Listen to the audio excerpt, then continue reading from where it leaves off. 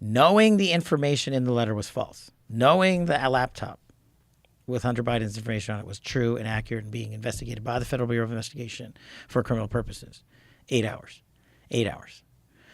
They released that barrage of disinformation for 8 hours. And what do? We've spent the last 4 years proving up, and we've got more information coming on that too, proving up how those former secretaries of defense, CIA, NSA, deputy directors of the intelligence community all came together to politicize intelligence once again because they got caught on Russiagate and don't care.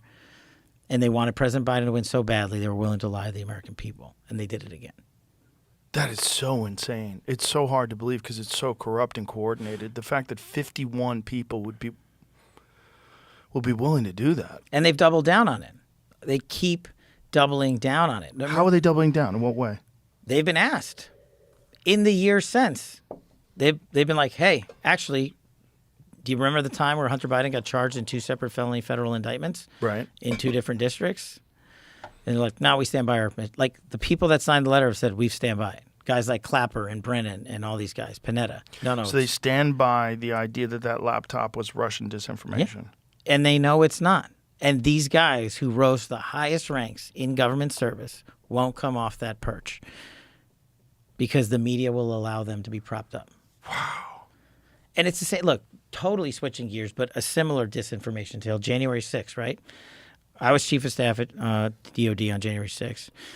Days before January 6th, I was in the Oval Office with the president, the Secretary of Defense, the chairman of the Joint Chiefs of Staff on a foreign matter. And on that day, he goes, hey, how's it looking for January 6th? Do you guys have everything you need?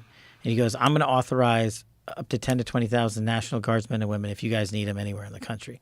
The reason that's important is because we can't uniformly deploy military in the United States. That's what the National Guard's for. But in order to do that, the president has to, 1, authorize it, and 2, the mayor or governor, so it's D.C., so it's the mayor and the Capitol Police and the Speaker of the House are in charge, have to request the deployment of troops.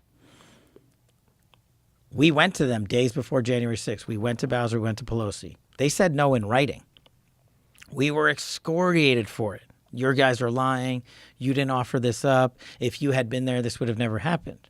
Well, actually, President Trump preemptively authorized 10 to 20,000 National Guard. And what happened? I spent the next 3 years and hundreds of thousands of dollars in legal fees testifying before Congress, proving up just what I had said was the truth. Then the documents came. We finally got them out because I know what we had written. And it showed Bowser in writing declining National Guard. It showed Pelosi in writing saying no to the Capitol Police. Don't get the National Guard. So they wanted it to be chaos.